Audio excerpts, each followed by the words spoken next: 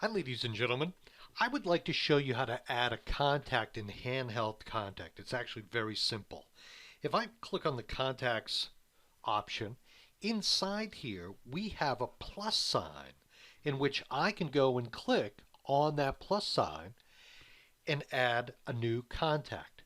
So we have all the fields we need. I'm going to click in the first field, first name, and I'm going to start typing in Mary. I'm going to press the down arrow and now type in Howard, Mary Howard. Now, I'm not going to take the time to go through all of these options, but by clicking the down arrow, you can run through all the fields that you want to add.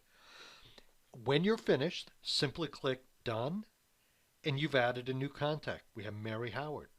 Very simple. Once you synchronize, this contact will go back into your primary Act database. Ladies and gentlemen, thank you so very much. Have a great day. Bye now.